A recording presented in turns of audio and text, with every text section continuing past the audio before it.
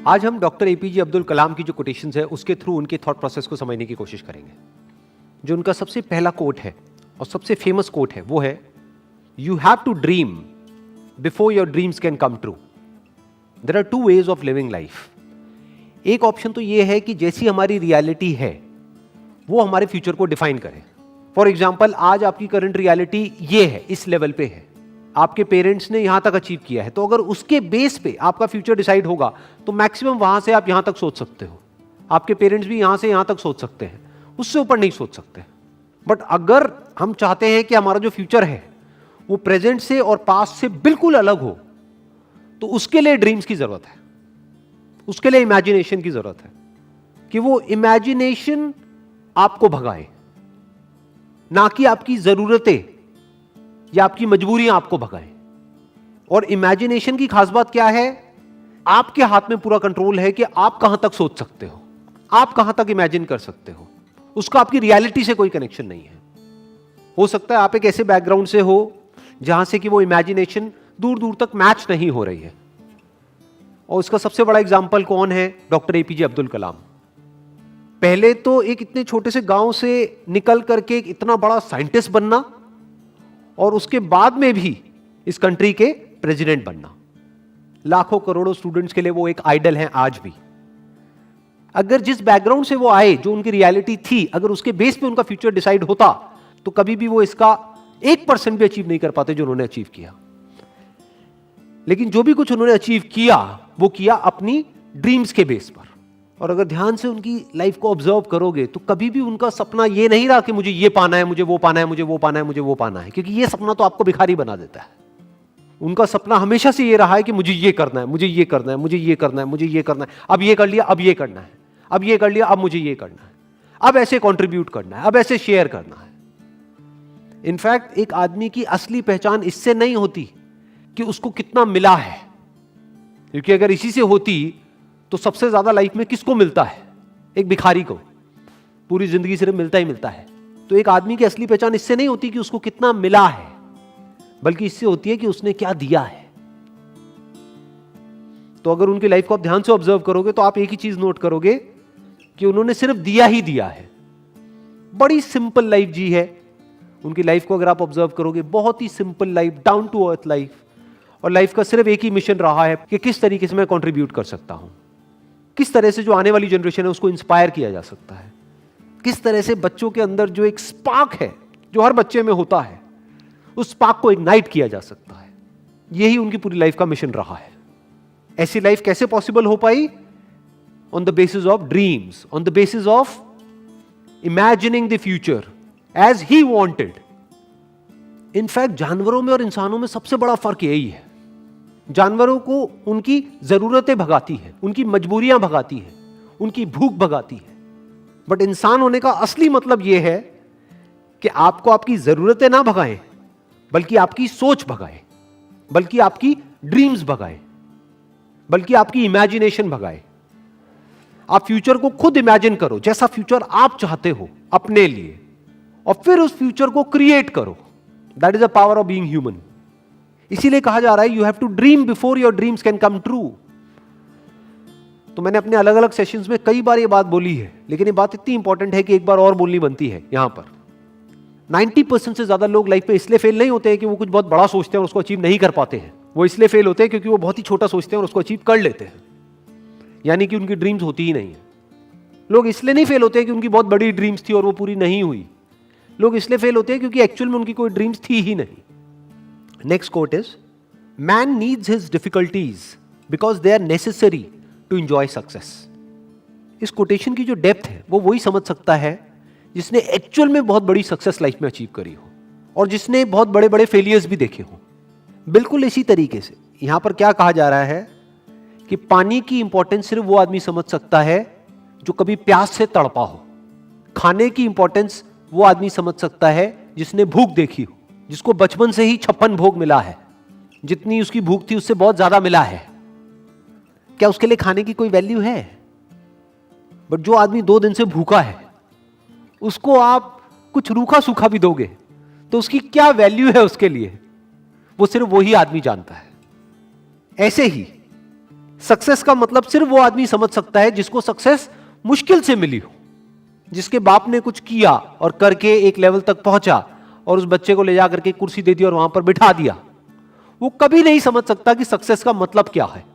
In fact success को वही आदमी डीपली इंजॉय कर पाएगा और ज्यादा टाइम तक इंजॉय कर पाएगा जिसको वो सक्सेस बहुत ही मुश्किल से मिली हो, जो उसके लिए बहुत तड़पा हो। इसको आप इस तरीके से कह सकते हो कि एसी का मजा एक्चुअल में किसको आ सकता है? जिसने गर्मी को फील किया हो, जिसने गर्मी को एक्सपीरियंस किया हो। जैसे मुझे अपने एक बचपन की एक बात याद है, when I was I think around 8 to 10 years old, तो हमारे घर में पंखे होते थे। तो हमारे एक रिलेटिव होते थे, उनके घर में एसी लगा था। उस वक्त एसी बहुत कम घरों में होता था, आज तो कॉमन हो गया है। मुझे अभी भी एग्जैक्ट याद है वो फीलिंग, जब मैं उनके घर जाता था तो वो जो एसी वाला कमरा था, जैसे ही उसका गेट खोलता था और वो हवा पड़ती थी, ये अंदर थोड़ी देर के लिए बैठने को मिल जाता था, तो क्या फीलिंग आती थी वो मैं ही जानता हूं। That was like heaven on earth. जबकि देखा जाए तो क्या है कि एसी तो है। अब ये फीलिंग क्या कभी उस बच्चे को मिली होगी जो पैदा ही एसी में हुआ?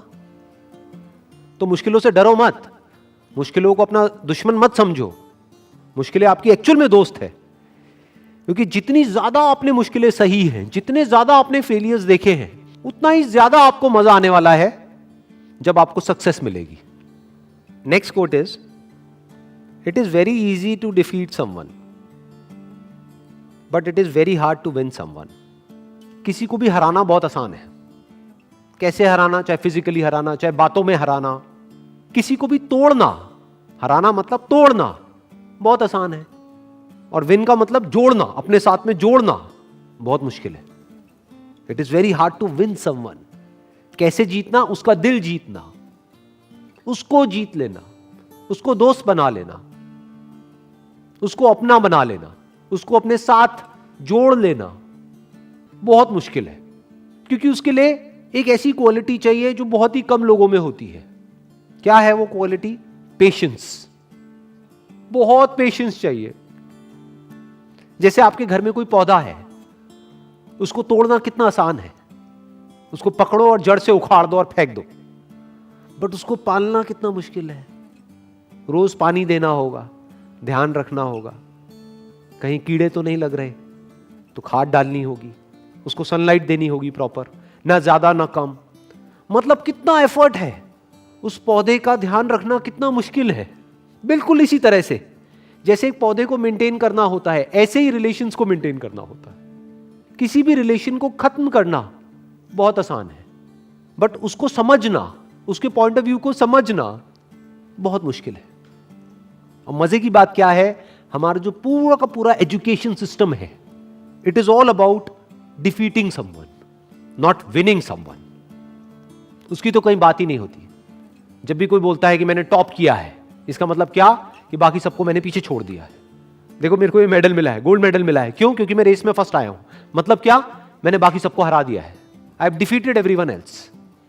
तो हमारी जो ट्रेनिंग हो रही है बचपन से ही, कंडीशनिंग हो रही है, जिस तरह का एटमोस्फेयर है चारों तरफ, जिस तरह का हमारा एजुकेशन सिस्टम है, जिस तरह की घर पे बातें होती हैं, जिस तरह के कंपैरिजंस होते हैं, यहां तक कि भाई बहन को भी नहीं बख्शा जाता है, आपस में लड़वा देते हैं कि देख तेरी बहन कितनी अच्छी है पढ़ाई में, तू कितना गया गुजरा है, तू कितना निकम्मा है। तो ये क्या किया जा रहा है? कंपटीशन करवाया जा रहा है और एक दूसरे को पीछे छोड़ने की कोशिश करी जा रही है। चारों तरफ किसी दूसरे को हराने के बारे में सोचा जा रहा होता है। तो ये तो हमारी रग रग में दौड़ रहा है। किसी को तोड़ने के लिए जो चाहिए वो तो हमारी रग रग में दौड़ रहा है। तो सवाल ये उठता है कि किसी को जोड़ने के लिए, किसी से जुड़ने के लिए और किसी को अपने साथ जोड़ने के लिए, किसी को अपना बनाने के लिए क्या क्वालिटीज हमारे अंदर होनी चाहिए, वो समझना पड़ेगा और वो अपने अंदर डेवलप करना पड़ेगा। उसके अंदर सबसे बड़ी क्वालिटी होनी चाहिए पेशेंस। दूसरी होनी चाहिए केयरिंग एटीट्यूड, कि ये नहीं कि आप पूरी तरह से सेल्फिश हो जाओ, अपने बारे में सोच रहे हो। सामने वाले की केयर करनी होगी, सामने वाले की जो फीलिंग्स है उसकी केयर करनी होगी। अगर दूसरे वे में देखा जाए तो एक तरफ से क्या हो रहा है, जब आपने किसी को हराया तो जिंदगी भर के लिए आपको एक दुश्मन मिल गया, क्योंकि अब वो मौका ढूंढेगा आपको हराने का, और आज नहीं तो कल आपको हराएगा। वो किसी भी तरीके से आपको हराएगा। तो आपको क्या मिला? किसी को हरा करके एक जीत मिली छोटी सी, लेकिन जिंदगी भर के लिए एक दुश्मन मिल गया। दूसरी तरफ से अगर किसी को हमने अपना बना लिया, तो अगर हम किसी वजह से हार भी गए on a temporary basis because of some reason, तो वो हार बहुत छोटी है उसके आगे जो एक्चुअल में हमको मिला है। क्या मिला है? जिंदगी भर के लिए एक दोस्त मिल गया है। और दोस्त अगर एक्चुअल में दोस्त हो, वो नहीं जो सिर्फ मतलब के लिए होते हैं, दोस्ती अगर असली दोस्ती हो तो उसकी वैल्यू पैसे में आंकी नहीं जा सकती है, या ये कह लो उसकी कोई वैल्यू ही नहीं है। That is priceless. देखो ध्यान से समझो क्या हुआ कि जब भी आप किसी को हराते हो तो याद रखना, आपको लग रहा है कि आपने उस एक को हराया है तो मेरा एक ही दुश्मन बना। अरे आपका एक दुश्मन नहीं बना है, उसके सारे दोस्त भी तो आपके दुश्मन बन गए। तो अब आपका एक दुश्मन नहीं है। अगर इस आदमी के 1000 दोस्त हैं तो अब आपके 1001 दुश्मन है। दूसरी तरफ से अगर आपने किसी को अपना बना लिया है या एक दोस्त बनाया है, तो यह मत समझो आपने एक दोस्त बनाया है। अगर इस आदमी के 1000 दोस्त हैं तो अब आपका एक दोस्त नहीं है, अब आपके 1001 दोस्त हैं। इसको दूसरे वे में भी बोला जा सकता है कि जिसकी आदत बन जाती है दूसरों को जीतने की, तो पूरी दुनिया उसकी दोस्त बन जाती है। और दूसरी तरफ से जिसकी आदत है सिर्फ दूसरों को नीचे गिरा करके खुद ऊपर उठने की, या दूसरों को हरा करके खुद जीतने की, उसकी पूरी की पूरी दुनिया ही दुश्मन है। आज नहीं तो कल उसको ये समझ आ जाएगा, पूरी दुनिया उसके अगेंस्ट हो जाएगी। और इस तरफ से अगर किसी के अंदर ये क्वालिटी है तो पूरी दुनिया उसके साथ में आकर के खड़ी हो जाएगी। और इसमें सबसे बड़ा एग्जाम्पल है वो जहां से कि ये कोटेशन आ रही है, यानी कि डॉक्टर एपीजे अब्दुल कलाम। चाहे कोई भी आदमी हो, किसी भी रिलीजन का हो, किसी भी कंट्री का हो, सब उनकी रिस्पेक्ट करते हैं।